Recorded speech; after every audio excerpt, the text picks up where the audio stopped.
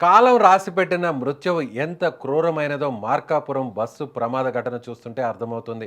ఎర్రగొండపాలెం వద్ద ఆ bus steering మొరాయించినప్పుడే విధి హెచ్చరించింది. కానీ ఆ గంట కాలం వారి పాలిట మృత్యుపాసం అవుతుందని ఎవరు ఊహించలేదు.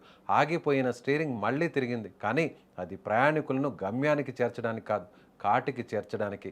తెలుగు రాష్ట్రాలను కుదిపేస్తున్న మార్కాపురం బస్సు ప్రమాదంలో విస్తుపోయే నిజాలు వెలుగులోకి వస్తున్నాయి. ఈ ప్రమాదానికి కారణం కేవలం టిప్పర్ ఢీకొట్టడమే కాదు, అంతకంటే ముందు జరిగిన ఒక దురదృష్టకరమైన గంట సమయం కూడా అని తెలుస్తోంది.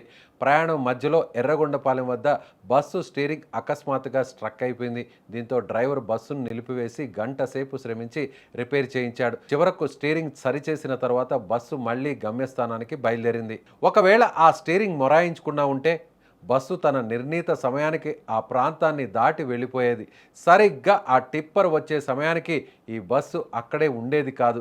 అంటే ఆ 60 నిమిషాల ఆలస్యమే ఈ 13 మంది ప్రయాణికులను మృత్యువు ముందు నిలబెట్టింది. ఆగిపోయిన స్టీరింగ్ మళ్ళీ పనిచేయడం మొదలుపెట్టింది. కానీ అది వారి ప్రాణాలతో గమ్యాలకి చేర్చడం కోసం కాదు, వారి కుటుంబ సభ్యులందరినీ శోక సముద్రంలో ముంచడానికి, వారి ప్రాణాలను తీయడానికి. బస్సు కండిషన్ బాగోలేదని తెలిసినా, గతంలో జరిమానాలు పడిన హరికృష్ణ ట్రావెల్స్ యాజమాన్యం మొద్దు నిద్ర విడలేదు. ప్రయాణికుల క్షేమం కంటే లాభాలే ముఖ్యం అనుకున్నారు. ఎర్రగొండపాలెంలో స్టీరింగ్ స్ట్రక్ అయినప్పుడే ప్రయాణికులను వేరే బస్సులో పంపించి ఉంటే ఈ ఘోరం జరిగేది కాదు.